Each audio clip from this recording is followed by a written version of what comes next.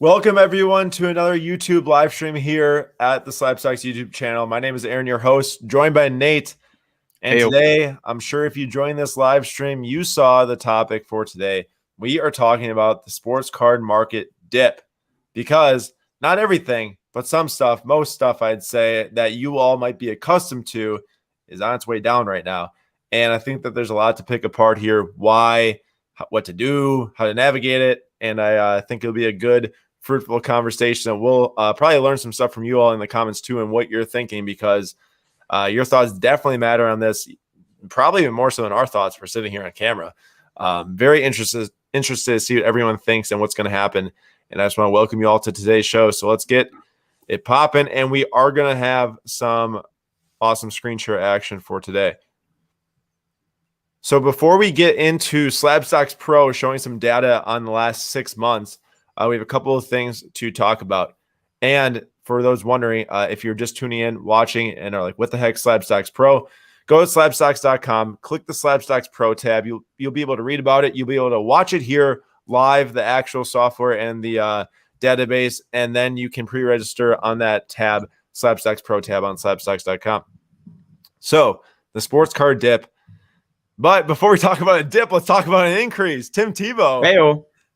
Said to have been signing with the Jaguars. I don't think it's like official, but it's pretty rumored it's going to happen. And Tim Tebow, 424% gain in price since February 22nd, 2021. Was this an auction? Well, it was an auction for $10.50, and I buy it now at $55 as an accepted offer. So somebody probably just freaked out a little bit. True, but the only two available right now are like $150 buy it now. So either way, something transacted at $55 on this card. Topps Chrome X-Fractor rookie of Tim Tebow. I'd imagine we're going to see a bunch of those listed now that this happened, and I'm sure it'll be lower than this, like Nate's saying, the next couple of sales, and it'll probably be within the next like 3 days. Either way, cool to see Tim Tebow back in the field. Will he play tight end? Is he finally like giving into the I'm not a quarterback thing? Well, he's not going to play quarterback, that's for sure. Not for the Jaguars anytime soon. I'm not talking about that he's going to play quarterback. I was more talking about, is he just going to like be on the team or play special teams or something? Like, do you actually think he'll like get playing time at tight end? No, just there to have a good time. I think he's probably a good influence, maybe a good locker room guy. I've been here. I've made it to the playoffs at the very least. Locker room guy, but I doubt at the age of 32 you can just walk in and become a NFL caliber tight end. I agree. I wish way back when he had the chance to switch the position a little bit, he would have tried it out at least. But want to go play baseball, that's totally cool too. Okay, coinciding with the market dip that we're talking about today, if any of you have tracked GaryVee for the past like 4 or 5 months, he has been like all in on the NFT, digital world, crypto world, all that stuff. And it does not surprise me, because years back, he was so into the crypto stuff. Years way before that, of course, when internet was just coming out, like super into the internet, the digital world. And obviously he's like super content digital guy. So it makes sense. But in the midst of launching like his biggest project ever with his VFriends NFT release to go to VCon, and if you haven't read up on it, it's a lot to explain, so you'll have to go Google if you so wish to do so. He dropped a tweet yesterday or this morning, I think actually, that he's looking for LeBron Topps Chrome PSA 10s. And this literally could mean nothing to some of you. It doesn't really mean much to me that Gary himself is looking for Topps Chrome PSA 10s. But I think it's worth thinking about what this might mean for other people who follow Gary. That's why we're talking about this, because if you think about it, he hasn't really said a single word about sports cards for the last like 3 months. He's been super focused on this whole NFT project release. And even in the midst of that, he notices that the market's going down, puts out a call that he's buying LeBron Topps Chrome PSA 10s. Others might see that and might think, oh, maybe it's a good time for me to buy 2. I'm not saying people are going to do that. I just think that it's at least interesting that he put this out there during a dip, during his huge release, and that obviously he's searching for LeBron Chrome PSA 10s. But nothing too much to that probably for now, but you never know. I think he's probably just looking for an opportunity to buy low. I agree, and I think that's what the biggest point here is that, yeah, there is a time to potentially buy low, but there's a lot to pick apart before we make that statement for sure. And let's go ahead and let's look at SlabStox Pro. And we'll come back and do some takeaway section here with the data we're about to view. All right, so Nate, can you see this? I can see it. Looks All right. good. Here we are, SlabStox Pro dashboard. We are talking about these 4 cards today for specific reasons. And why don't we start with the Luka 2018 Prism Green PSA 10. So if we look at the last 6 months, this card on November 12th, 2020, $3,001 was the sale. Picked up pretty hard into the season, all the way up to $4,450. And since the start of the season, it's just kind of been down, a little bit of a pickup there. And even further down, all the way to the last sale, which was, I think, last night for $2,351 was the last sale. So down from 3,000, that is clearly a dip. This card is not like super insane high pop. This is not a base PSA 10. I don't have the exact number here as I sit speaking right now, which I probably should have. But the point is that this definitely is not like a 16,000 pop PSA 10 card. If I had to guess, be around like maybe 1,000, maybe a little bit less than that even, maybe 1,000 though. So, it's not just the case like some would say maybe like, oh, it's just the high pop cards. Like this card is not that high of population. If it really was just the high pop cards, we'd probably see only base PSA 10s trend down, and this card would maybe, go up in price. But that's not the case. Looking at the 2018 Select Luka Doncic red numbered out of 199 PSA 9. I think, okay, this is actually a faulty graph here. The data switched on me. So I accidentally loaded up a 10 when it was supposed to be a 9. So that is a user error there. We cannot talk about that one. Moving on.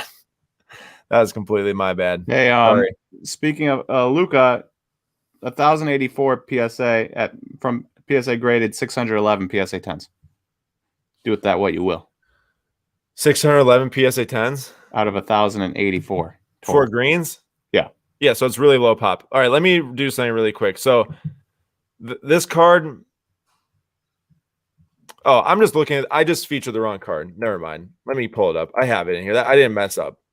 If you're wondering, 29,952 total Luka base, 16,859 PSA 10s.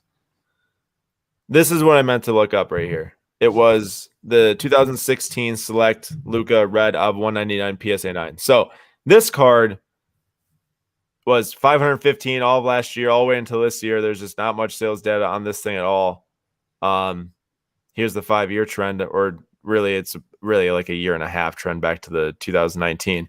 But this card got up to 1729 through March, and then most recent sales, we'll look at the last month, dipped to 1425 up to 1501. So like really this wasn't that steep of a drop compared to the green PSA 10. So there is some saving grace here for numbered cards like serial numbered out of 199 from Select, PSA graded, haven't dropped as hard, at least this specific card. Of course, anything we talk about today does not apply to every single card ever made. You have to make sure that you're looking at, specific cards to really see the trend. This one's an interesting one. So this is Kyler Murray, base PSA 10 right here. On November 12th, this thing was like $490. Drops way down through the end of the season, down to $340. Picks all the way back up to $602 on March 23rd. Like, Nate, how premature was this football run? I've never seen anything like it in football or baseball this past year. No, like very premature on the football run. Coming this early. Normally it starts in like June. I'd say June, July. This started before the draft. And then guess what? Draft happens right around here, I'd even say. The 24th, 25th, 26th area. I think that's when the draft was, right? No, it was like the 29th. It's like the 29th, now I think about it. Either way, into the end of April here, and then we're dropping all the way down to the low sale 425 recently, which is still up from that low point of 340, but from last season, middle of the season, it's definitely down. And who knows what we're going to see. And this is the base Prism PSA 10. Over this time frame, the 6 months, there's 206 auctions sold of this card. And some people list some cards weird too, so that might not even include every single one, but 206 auctions for Prism-based PSA 10s of this card. That's not even buy it now. It's our best offers. Just crazy. Yeah. Crazy on that. So very high supply card. And then we'll look at the 2019 Prism Kyler Murray Blue Wave of 199. So if you go back to the 6-month trend on this, on 11/23, this thing was $1,100. Drops down kind of with the other trend, in the base Prism PSA 10, that dropped down. Here it is at $850, and then a sale spiked to $1,650. That was actually a buy it now that sold at $1,650, and that kind of coincides with the massive run that we just saw in the Prism base PSA 10. And then recently it dipped back down to $1,200. But over the last 6 months, it's at least up $100 versus the Prism base PSA 10, which is down a couple of dollars. So I do think that there's some weight to that numbered cards are more drop proof in a sense because they're rare and they pop up infrequently, especially gem mint ones. So at least at that point, you're consolidating a bunch of buyers to one card versus a bunch of buyers to thousands of cards with the base market.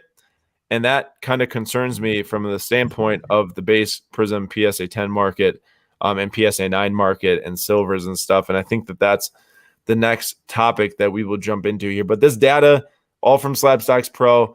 Be sure to pre-register at slabstox.com. Hit the SlabStox Pro tab in the top. Put in your email after you scroll on the page. The pre-registration list will be the first group of people to know that this is going live, and you can create an account. We are closing in on the release of this. There is a few bugs and different things we're cleaning up right now and situating the rest of the database and everything, but we are actively working very hard on it. It's clearly functional as we have it here, and I'm very excited for you all to get on there and start using it. So be sure to be ready for that. But now let's jump into just the conversation side of it. I appreciate you all for jumping in the chat too. I couldn't read the chat actually when I was doing that because I had to stay on the tab. But thank you all for being here today. And Nate, I think so much of this. Actually, let me pull back up the presentation. Here we go. So much of this has got to do with the amount of cards that are available and being sold and the demand that is related to that. And you see it between the base and the red and then the blue wave that we looked at for Kyler.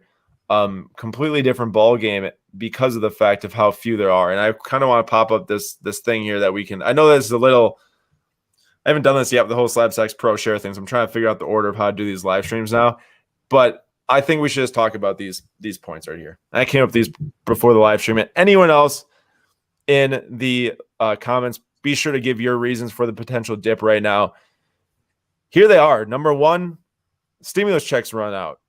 Nate, think of when the last market hot stretch was, end of January, beginning of February for basketball, when all those Kobe and those LeBrons and all that stuff just hit, insane highs right after the Dallas card show, the Jordan 700K thing. That was like right when those newest stimulus checks were getting issued or talked about getting issued.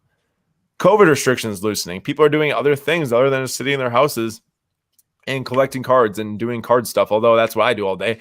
But there are people out there who are not doing that all day versus what they were doing, during COVID if they needed something to do. Number 3 and 4 go together, and PSA shuts down grading at least everything under $300.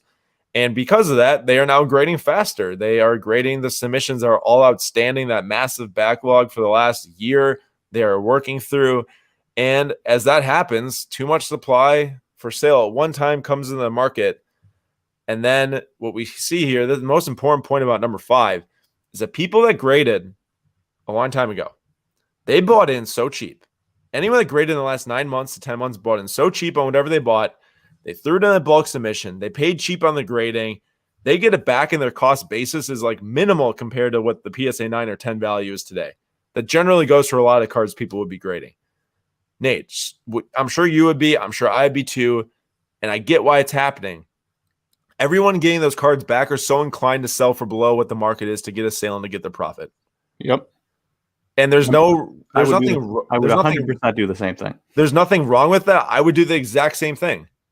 Like if you get back 200 slabs from PSA and most of them are based in silvers and nines, and you look and you're like, whoa, everyone else has these same things coming back. And it's like, I'm into these things for so cheap. I can take a bunch of profit right now. That's exactly what's happening. And I did the exact same thing. And I totally get it why that's happening. Especially if you bought into, Luka base, Kyler base, any base card really. If you are sitting there and you're like, okay, I could hold out for 400, not for a Luka base, right? But you get the point. $400, or I can sell for 325 3 times and flip that into something a little bit nicer. You're going to do that all day, wouldn't you? Yep. And then also, I think coinciding with number 5 too, and also number 2 on this list is as COVID restrictions loosen, more card shows happen. As more card shows happen, more people bring their slabs from the past 3 months to those shows that they got graded. More people that go to those shows understands that there's a lot of certain cards. You walk around the tables, you bring your Luka PSA 10 if you have a Luka PSA 10 base, and you're like, whoa, this guy's got 30. This guy's got 10. This guy's got 20. It's like at a certain point, it's like, does that stand out at a show? Definitely not. Nope. Is that exciting at a show? Definitely not. And I think that a lot of that is going on too. Now, I don't think that there's enough of that going on to like affect the overall like online marketplace and stuff like eBay. But I think there are people that are understanding that better now than when it's just online and you just, see eBay sales. But actually going and visualizing in person is different. Number 6, I think also has a massive thing to do with is the digital boom, the NFT and the crypto boom. Of course, like Top Shot has trended down heavy recently, or at least I've been hearing. I don't really research it myself. But on the other hand, I mean, Dogecoin, Ethereum, Bitcoin, all those things are hotter than ever, especially Ethereum. And I've seen a lot of people buying Ethereum instead of buying cards or selling cards for Ethereum, like that definitely, regardless of if you all are interested or if I'm interested or if Nate is, because I'm definitely not, if we're interested or not, there are people that are. And I think that is a segment of the market that is at least taking away some of it. I don't know if people are necessarily selling cards, getting USD and then buying Ethereum. Who knows what's happening with that? But it just seems that that's a trend that's going on right now. And then number 7 is I really think that there is just a lack of exciting new releases. I don't think that people are really excited about 2020/21 NBA releases. How much can you give LaMelo and Anthony Edwards before you're like, there's only 2 guys, Yeah. How much can you go to Target and not get retail on that stuff until you're not excited type of thing? I do think though that like certain sports are going to do different things based on what's going on. Basketball seems to be not very exciting right now for a couple different reasons. Can that come back? Sure, excitement can come back. I think that the playoffs and the play-in tournament, a lot of that stuff is going to make it a lot more exciting. But in football, how is it? I think football is, even though that's my least exciting collecting spot or investing spot for myself personally. I know a lot of people are into football cards, of course. I really think that football with 4 huge, potentially 5 now, with Jordan Love potentially playing, 5 big quarterbacks from last year's releases, like 5 more quarterbacks from this year's releases. That's 10 in the last 2 years. They're probably going to be bought regularly and sold regularly. Talking too much now. Nate, do you agree with that? Yes, but also those 10 quarterbacks coincide with Panini deciding to make 20, 30, 40, 50, 60,000 base cards of each for each product. Yeah. And then that's the problem too. It's not just that, but it's all these different variations. I think we talked about last week a little bit. I know you and I talked about personally a little bit. The select variations. Yeah, the select stuff is out of control. I mean, there are like blue and gold die cuts being pulled out of retail. Well, I think the die cuts are retail exclusive, but I could be wrong. Well, then that just switched, I guess. So maybe that's just a switch. I guess I haven't paid attention enough. I could also be very wrong on that. I saw something one day and I just assumed. I don't know if that's the weird die cut where it's like the triangle on the bottom and then the Oh, sure. But is there there's like a normal Premier die cut, right? Which is kind of like a diamond more so this year? I should know that, but I don't. Either way, I guess we. They have the die cut field levels too, which is just the stupidest thing. So then there's die cut field levels now. Why? It's a good question. So I'll have to ask Panini next time you talk to him. There's a lot that's going on right now that is kind of doing all this stuff to the market. I think that PSA shutting down or suspending grading has to be one of the biggest, because people instantly saw not a path to buying in the near term to grading. Even if it takes forever, at least you know that you can buy and then someday get those cards back, right? Yep. Yeah. For me, not only stimulus checks running out, but people have probably gotten not me, I haven't gotten it, but their tax returns and spent their tax returns if they're poor enough to get tax returns back and not pay in. And then COVID restrictions loosening. I think that's another big one for me. Not in that, people didn't go out last year, even with COVID restrictions, but that, there's more and more places you can go. And so for like me, if I'm trying to decide between buying a $30 card or going and playing golf on a Friday afternoon, that's an easy choice for me. I'm playing golf, right? I would rather spend the money that way than buy a card, even though I know if I buy a $30 card and I buy the right guy, I could play 3 rounds of golf for that one card in the future. There's no instant gratification there, right? Where there is for certain things that you can do, golf or movies or go out to eat, that type of stuff. Basically, what I hear you saying is that it seems to be you're more balanced. Like you're balancing what you're doing, not just you, but others too. Yeah, so many people were just. It's not that cards don't exist. It's not that people don't collect or don't invest and buy.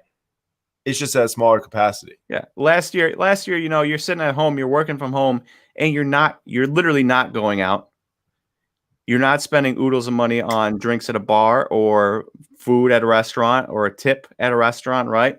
You're not going to the movies and getting your large popcorn and large soda and costing yourself $25 for one ticket to the movies.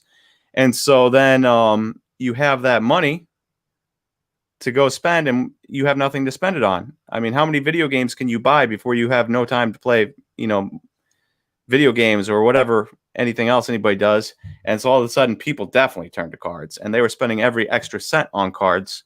And now you have so much you can do, and so many things, and so many places you can go. You can take vacations again. You can, hop on planes and go places, and that type of stuff. And all of a sudden, I bet not only are people not spending that money on cards, but they're also taking their card money, selling it, and then taking it out of the card market and putting it into things they used to do.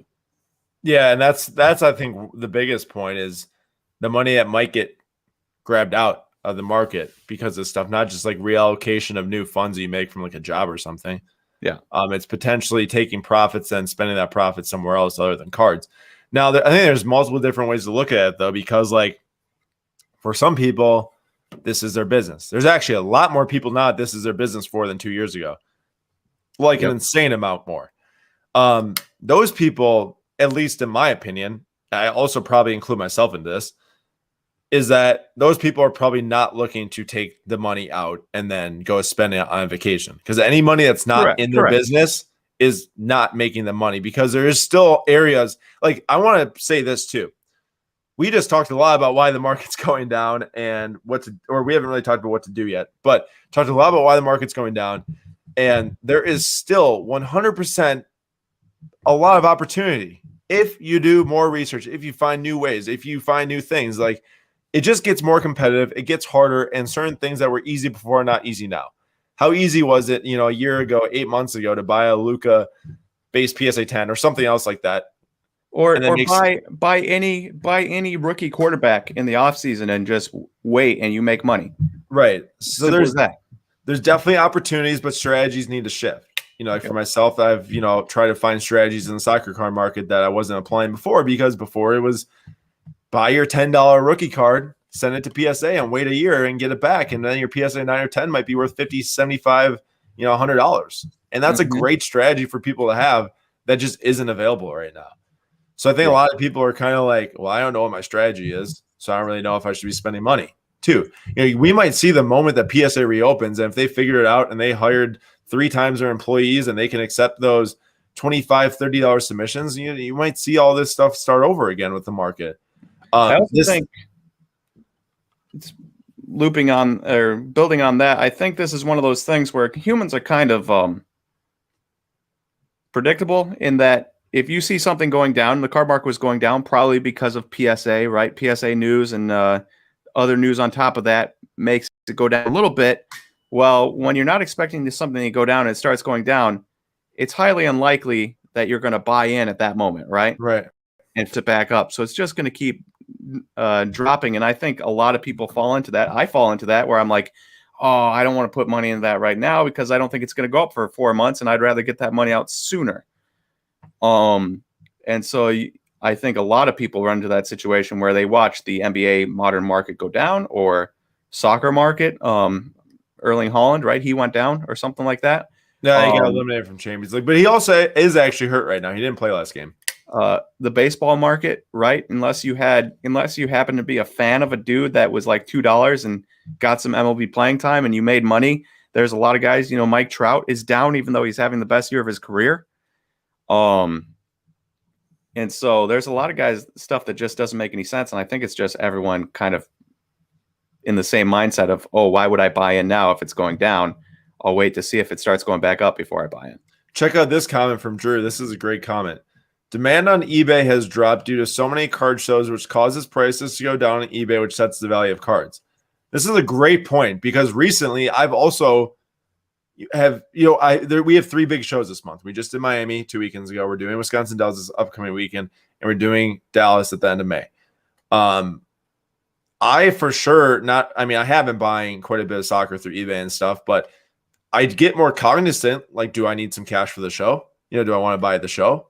Obviously, having a booth at Wisconsin Dells, like I gotta have stuff in the booth too, so I can't just like only come up with cash to buy. But the point is that people going to shows definitely are like, I need to budget for shows. I need to bring $2,000, $3,000, $100, $200, whatever it is for your budget. Like that makes sense. You're going and spending at the shows versus eBay. And then the funny thing is that by you doing that, it almost drops the value of the cards because they don't get the sales that get recorded publicly. Yep. Right? Like I sold my Mbappe Kaboom PSA 9 for quite a bit, pretty high, a good amount, $6,000. But that sale didn't get logged on eBay. It didn't get logged on SlabStox Pro for that, for that matter too. Like I could verify it. I'm the one that sold it, but other people selling stuff I can't verify. Mm-hmm. So that's a very interesting point. I really, really do like that. I do like what you point out there. Let's see, Oscar, excited for those desserts. Thanks to your grandma for bringing those. Is that Dell show still going down? Oh, absolutely. The Wisconsin Dell show is still going down. There's going to be over 300 booths there. A lot of people there. I think that show is going to be really, really fun and really hot. And I do think that people do save for shows. I have saved in the past for the National. I've saved in the past to go to different shows when I was younger. Like it just happens. And if people are doing that, it will decrease the value of or the amount of demand on eBay. I agree. Nick, my sale didn't get recorded because it happened at a card show. It doesn't get registered on eBay or on any database or anything like I said, I physically could record it and say that is valid because I sold it myself. I can verify that, but it's not like that. Card shows have databases.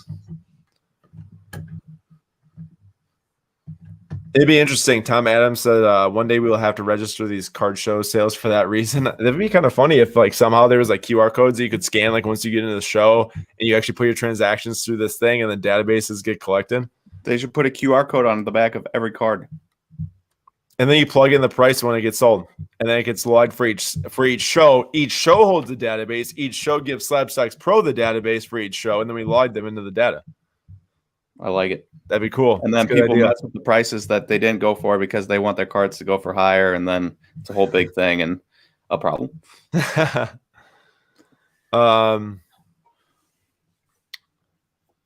Yeah, look at Thomas says, I'm saving right now for Dallas. Great point.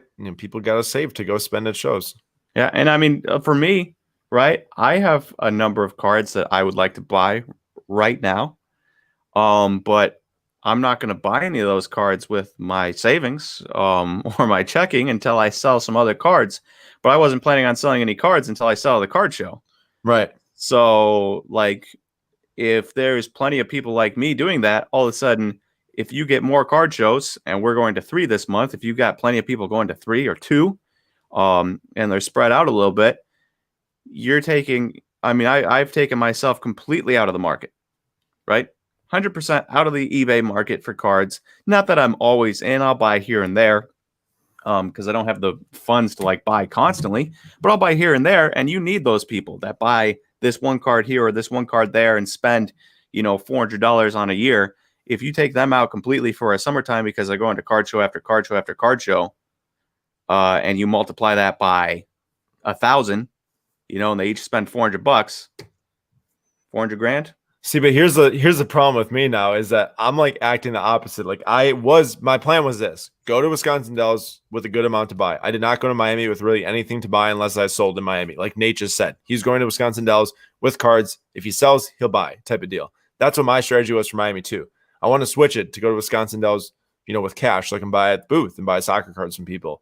I'm still doing that, but I found like too many good deals on eBay that I can't stop buying these cards because I think people are doing the I'm not going to spend money because I'm waiting for card show thing, or maybe just like, oh, like I'm not interested this second or whatever. And whoever knows, for whatever reason, I got some good deals.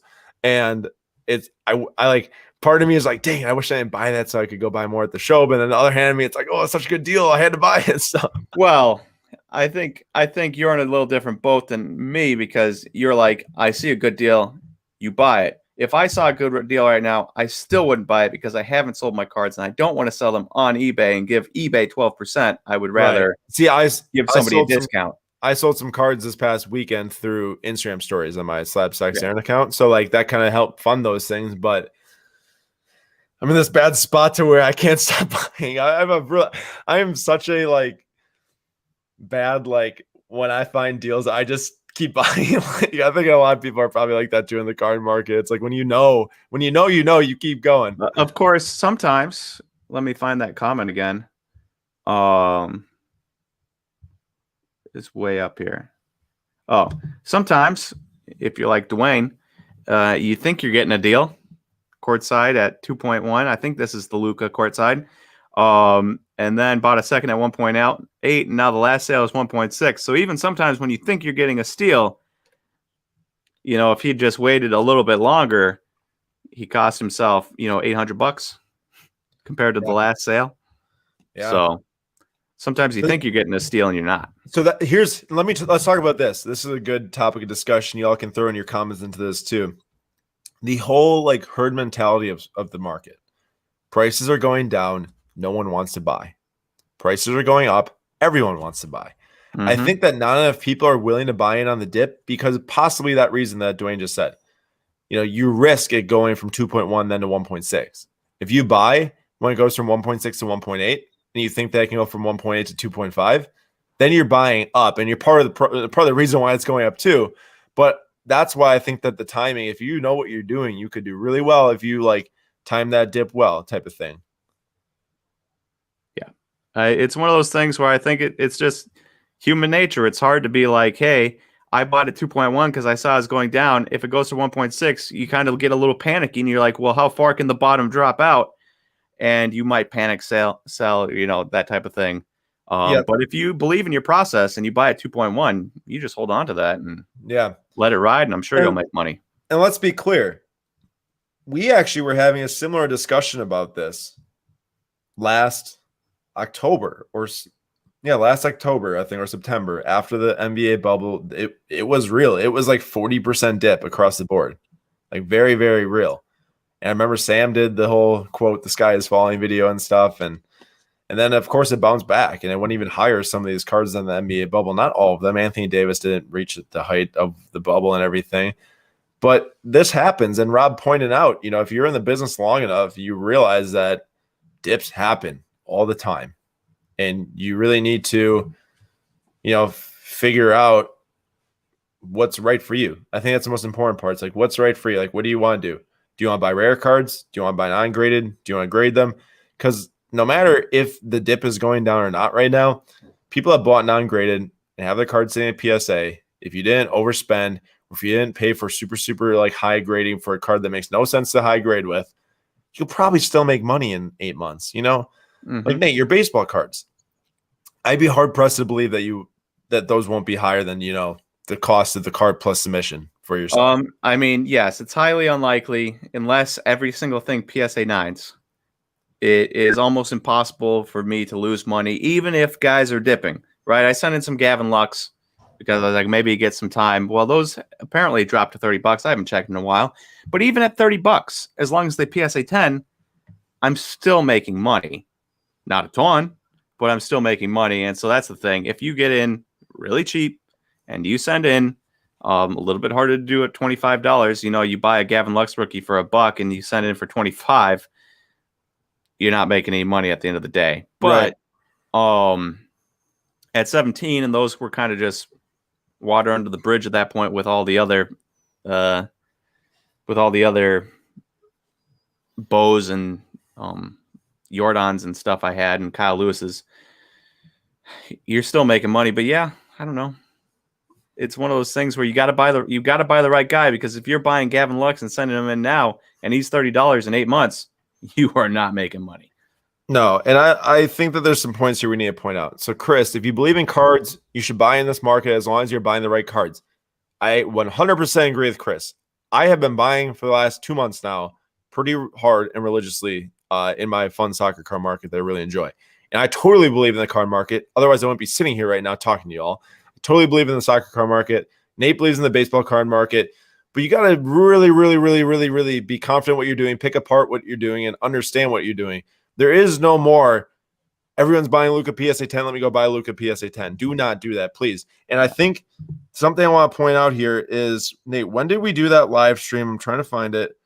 How many, was this a month and a half ago where we talked about, here we go.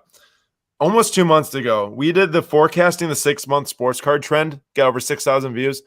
Okay. You and I specifically talked in that episode, guys and girls, PSA submissions are going to come back like crazy. If you have base PSA 10s, PSA 9s, I think, like I talked about, that is the specific segment of the market I think is going to go down. And, I'm not trying to sit here and say like, oh, we were right or anything, because I do think that, there could be value for people out there if you do really want to jump back in the market.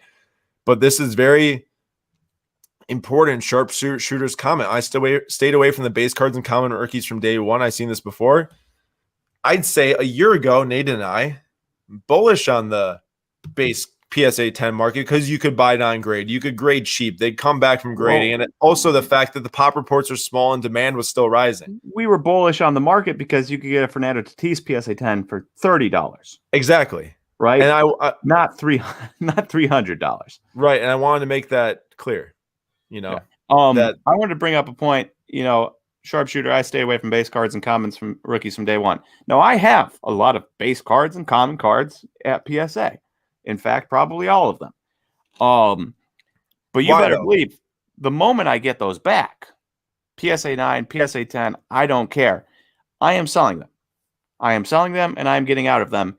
And if I believe in Kyle Lewis, I will sell all my Kyle Lewis's, and I will buy golds, and I will buy foils, and I will buy Meyer purples or Independence Day or whatever have you. If I believed in Kyle Lewis, right? I would sell the Kyle Lewis base PSA 10s and turn that into whatever nice Kyle Lewis I can get. Gavin Lux, I do the same. If I believed in him, Jordan Alvarez, I do the same, because I would rather take those cards, sell the PSA 10s and get the $50 a pop or whatever and turn that into one nice card of that guy than I would hold on to those cards and hope they go from $50 to $70 or whatever it's going to be. I will agree with Nate. I'll take it back to when I first got into the soccer card market, August 2019. I bought rare. I bought base. I sent them to get graded. Base that didn't look good. I didn't grade, obviously. I sold them raw. And I took anything I made from base profits, and I bought BGS 10 Mbappe Blue of 150 2017 Topps Chrome. I also bought I bought another card with that same money, I think. I can't remember at this point. But either way, I did that to color up is what I'm trying to say. Like, you're at a casino, you have like a ton of $5 chips. Yeah. You go and you turn them all in for your $100 chip and you leave. Similar thing in the card market. I've always had the expectation of myself to, if I do buy base cards, if I do grade them, I do get PSA 10 sales on base, I am buying the best color card, the best numbered card of that given player that I still believe in. And that's why I'm okay with selling Mbappe at, what was it? I think it was like $60 a raw base, which went way higher at one point. I was okay with it because I bought his blue refractor BGS 10 rookie that then I sold for like 7 some grand. So there's always room to like realign what you're doing. I want to make that clear that you can always redo your strategy. Don't think that just because you can't get into a card right now, you can't in the future, or that because you have all base PSA 10s now, you can't do something else in the future. I also don't really want to prompt people to make decisions based off of what we're saying only. Please go back home and do your research. Yeah. And if you like if you like your base PSA 10s or PSA 9s, by all means, hold on to them. Don't have me force your hand into selling. I don't want to do that. Just for me, if I were to get those cards back, and I wouldn't sell my Kyle Lewis's and stick them into Kyle Lewis as much as I like them. I'd stick them into some Bowman autos probably. But it's just one of those things where you're looking at this market and you're looking at guys like Luka with 17,000 Prism PSA 10s out of 29,000. Like, is there going to be enough people interested? I'm sure there's going to be plenty of people interested, but are there going to be enough people interested that want a Prism base PSA 10 of Luka in the future? Think about it. You didn't have options for Jordan. You had the 86 Fleer. You had the 85 or 84 star. I think it's 85 star. And if you really were, or no, 84 star. And then if you really were like crazy, like me, you were grabbing the 85 Jordan, Nike. And there were not that many options. Now there are so many options for so many players that, trends change all the time. You just went through it. You just went through it last week with your budget buys. We talk about Prism all the time and Optic and Select, but you have what? Contenders basketball. You have like Absolute. You've got Donruss. You've got Court Kings. And Chronicles, Obsidian. There's a lot. Yes. All kinds of cards of all of these guys, to the point where why spend $2,000 on a pop 17,000 Luka when you can get something that looks nicer for significantly cheaper? Mm-hmm. And I also don't want, I know last week, I think that we kind of did this together because last week we focused so much on the everything under $100 that there's still great value to find it under $100. Just because we're sitting here and saying that you can like trade up right now and spend more money and consolidate it and everything. We don't want to say that this is for high dollar people only. I think that's some of the problem right now is that people are looking at the market and saying like, oh, only rich people can do it. That is not true. If I had $10, if I had $10,000, I'd be finding a way to buy sports cards and try to, flip and collect and make money on it potentially and everything. Like, it doesn't matter. Now, you do need to be more mindful and you got to really, really, really be tactical. What's up? I mean, your $10 point, the amount of guys I've seen that were not $10 Bowman Chrome autos before the season and have hot month or a hot week. Adolis Garcia for the Rangers, 4 home runs last week, right? His prices are way up. He'd been having a good year before that point, obviously, but like before the season, you could have probably bought a Bowman Chrome auto for $3. I don't know what they're at now, but I know they're 10, 20 times that, probably 30 times that, right? And so usually those guys are the guys that you're a fan of the team. Like, you probably don't have any business owning that if you are a fan of the Chicago Cubs and you have a Adolis Garcia. Like, that would never happen because that would be a waste of funds. But there's still guys, if you are a fan of the team, buy a Tyrone Taylor for the Brewers, right? I bought a Sapphire Auto for $15. I was like, whatever. I like it. If he does well, I'll sell it. If he doesn't, I have a sweet Sapphire Auto for $15, Right. And so there's always guys that you can do that with that cost dirt cheap, and all of a sudden they pop off for 1 week and you can make easy money. Yeah. And I do really believe that this is going to force people to get smarter. It really is. Like instead of buying every single person that anyone talks about, you sit there and you really actually think about who do you want to buy and who do you think is going to be legit in a year, in 2 years. Like for me, when I've been buying soccer, I've been like, okay, what players do I actually like really, really like? And I think are really, really going to be good. And that's who I'm buying. Like it's not just because I believe that demand can rise, because I do believe so too. But in the past, for those that weren't here 2, 3, 4, 5 years ago, you really need to do some great stuff to make your prices go up. You really, really got to do some great stuff. You got to rise from like the 80th prospect to the 20th, or you got to. Aaron, when we were buying a couple years ago, when you were buying $10 Bowman Chrome autos, right? The hope was that after a good season, if it was $10, you get to 20. Yeah, that was the hope. Now you buy a $3 auto and he has a good 3 weeks and he goes up to 30. Yeah. So just for reference for people. Yeah, no, it was very, very, very different and difficult.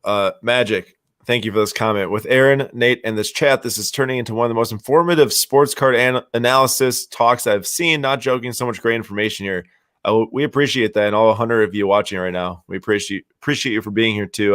Thank you. And that wasn't just a compliment to us, but it was also a compliment to all 100 people in the chat, because obviously there was a wealth of knowledge, not just from Aaron and I, or Aaron and maybe a small tidbit of knowledge from me, but also so many guys in this chat have so much card knowledge that, if you're in the chat, mine their knowledge. I'm sure they'd be happy to give it to you. Yeah. By the way, feel free to write whatever you all see fit for this discussion in the chat, for sure. Hey, question. Yeah. How much of this do you think is because of the digital boom? Number 6. So I know we talked about a lot of them, and PSA has a big reason, right? And free money has a big reason. And people being able to do other things is a big reason. But, the one that's hard to wrap your head around is how many people are taking their money from cards and putting it into digital cards. Or more specifically, how many people bought into Dogecoin at 2 cents and sold out at 5 cents? Right. Me. Nice. I should have held. Idiot. But how much of that is because people are like, I could buy cards, or I could buy Dogecoin today for 47 cents and see if it goes up to like 62 cents and then inevitably go down to like 51 cents. And I'll buy then after I've sold, and then sell it for 58 cents. And then, and you can buy instantly, sell instantly, play it on the weekends. Yeah. I think a substantial amount of the people that got into cards because of the money only. That's the best way I can put it. Yeah. People that got into cards because of money strictly, nothing to do with the cards themselves or the people involved or any of that stuff. No concern for the cards at all. No love for the cards. Yeah, or no even appreciation of the business, I suppose. They're not going to be buying random Ryan Braun 2021 Top Series 1 cards because it's his last Ryan Braun card, right? Yeah, and I don't mean that you have to be involved in the business of sports cards to do that. I mean, you don't have to buy your favorite player necessarily to actually like it. I mean, I see it as people enjoying the process of what it is and relating to their childhood or to friends and stuff, and that's really how people stay in and everything. But I do think the people that got in for the strict reason of dollars only and left because of dollars only, that could cause quite a big chunk of money to leave. And I think that a lot of it went into it, potentially Top Shot 2 months ago, but then that Top Shot potentially left Top Shot, went into Ethereum now. You see these people that hop from thing. I'm not going to name names, but I think we're thinking of the same guy here. Yeah. Yeah. Yes. You see people that hop from one thing to the next thing to the next thing. Yeah. It was shoes, and then it was cards, and then it was Top Shot, and now it is Dogecoin, and tomorrow will be Safe Moon, and the day after that it will be like, I don't know, Matchbox cars or some crap. And Power Ranger figures. Yeah, it'll keep going on down the line. It was mugs for a while, right? People love mugs. But yes, I do think that is a lot of what's going on. But let's also remember that those people are not the ones that drive the collector value or the scarce value behind some of these cards.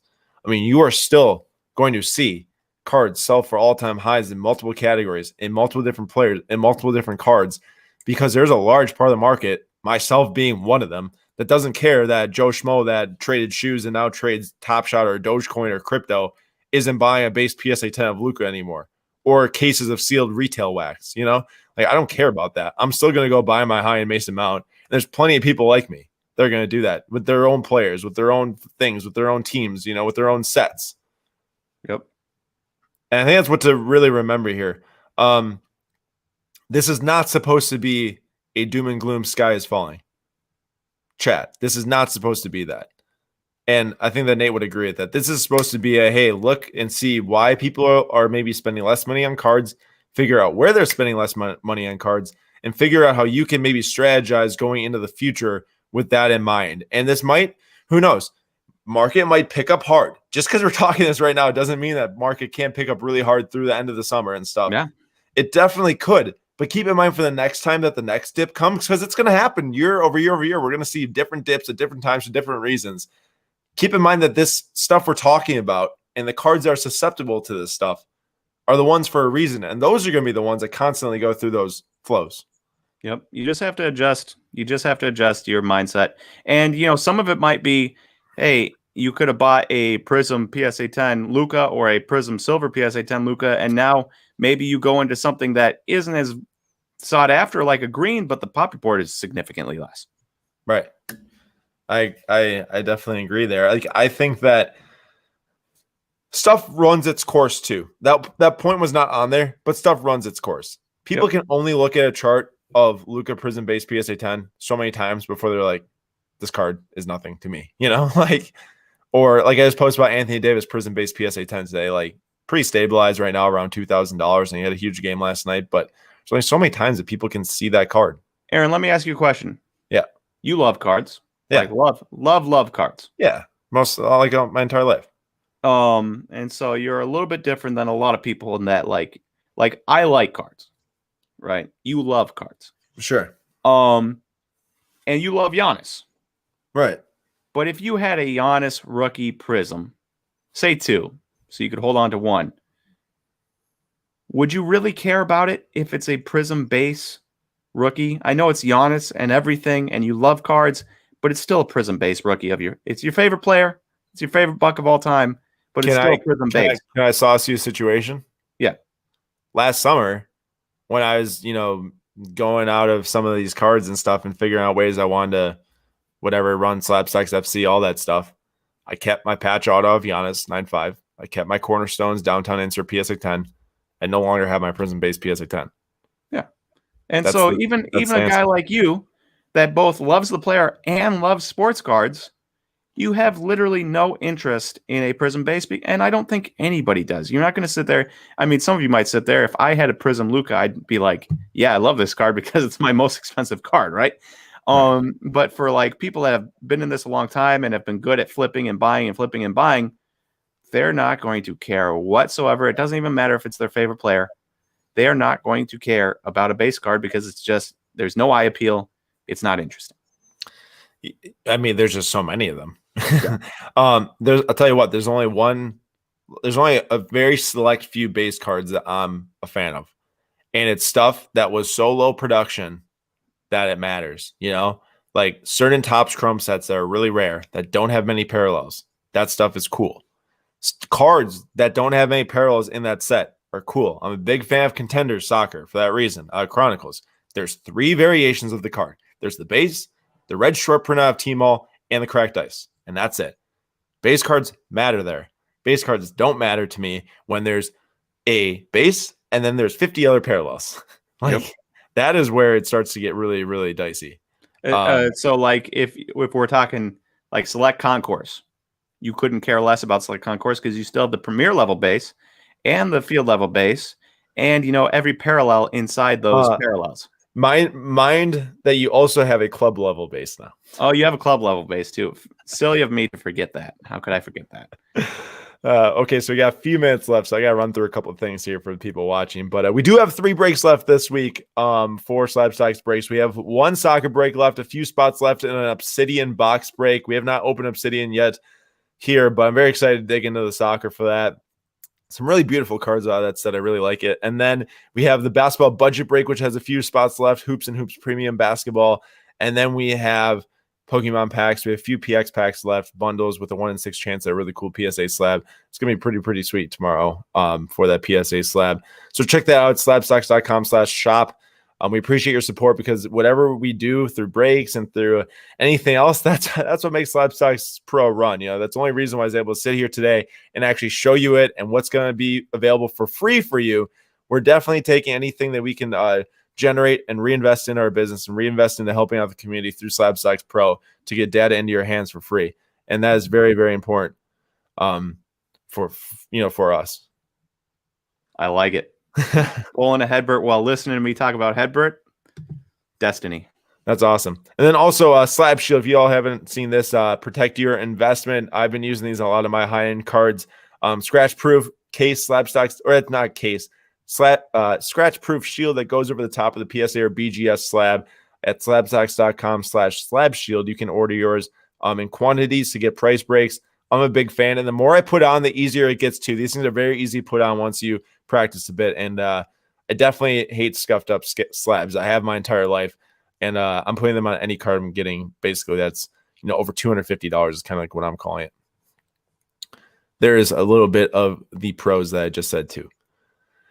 Last promotional thing really quick is this weekend we're going to the Wisconsin Dells Card Show. I'm going to see a few of you there in the chat. I know some of you said that you're going. I'm very excited to meet you all. What? Oscar. Oh, yeah, Oscar's going to be there, and we're going to get some cheesecake and some apple pie, I know, some cinnamon pastries or something. But any of you that can go and are in the Midwest area, this will be the biggest show in the Midwest since the 2019 Chicago 300 National. plus tables. And there's still more to be sold too. So if you do want a booth there, we will have a booth there. I'm very excited. You can still go to, I think it's WisDellsCardShow.com. Just Google Wisconsin Dells Card Show, and it's the first URL. And you can sign up for a table if you do wish. I think they have space to get up to 600 potentially, which I think in the future they will. Dwayne, Aaron, are you buying the Mbappe dip? Yeah, I am. I've accumulated a couple nice Mbappes over the last couple weeks because of that. This is very interesting from Lord Hibachi. Google Trends shows sports card interest is still near an all-time high. Also, the hedge against inflation that collectibles can be at has gone pretty overlooked recently. I agree. US dollars keep getting printed and printed and printed and printed. These things all carry value, and value that has been going up a lot for scarce items. And I can see that definitely playing into it. But I'm going to have to look up that Google Trends thing. It might be worth making a post on Instagram about it and thanking Lord Hibachi for saucing that information idea over. Toa, I would say probably not worth it. The last couple card shows I've been to, the mask wearing is iffy at best. And while Wisconsin's been pretty good, I've noticed people have been pretty lax about it, even in unrelaxed areas like Eau Claire. I just went into the gas station the other day and there was like 5 people in there without masks. And so, there's going to be plenty of card shows in the future. I would, if I were you and you're high risk for COVID, I would sit this one out. Yeah, it definitely depends if you have the vaccine or not too. I know a lot more people are, willing to go to shows now with the vaccine and everything too. And I'm imagining that you might not have it or wish to get it if you, well, you can have the vaccine and still get COVID. I mean, you're not wrong. It's just all an odds game at that point. Yeah. All right. We have got like a minute and a half left. So if anyone wants to put a question into the chat for the last minute and a half, we'll maybe take like 2 here. It's a pretty long conversation today, a lot to digest. And I do appreciate you all for hanging around and talking through that. I know that some of you, might be like worried about cards you own. I don't want to downplay that either. Like, I feel for you. I've been through it in the past. I've had cards that have, gotten crippled in price and stuff. Like, definitely don't hang your head. I've made a million mistakes in my collecting life. You all will make mistakes too. A lot of you might have only been in it for the last year and a half max, maybe 2 years now, maybe even a year or less. And they don't even know what bad times are like. It takes time. Yeah, it takes time. Like, please stay confident and keep learning. If you're a big fan of the industry, don't let like a short-term price drop in some of these cards discourage you from discovering more, finding more out, or asking more questions, or learning more, or being involved in the community, all that stuff. I mean, look at Aaron. He's got the world's greatest Orlando Arcia collection.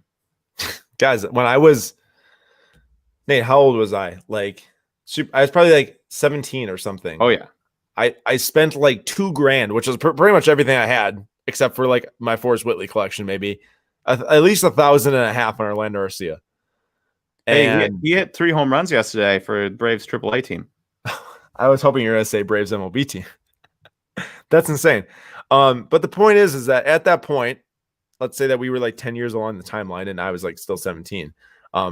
That could have been enough to be like, hey, this isn't worth it for me. I totally screwed up, But no, I have learned a million things over the last 10 years.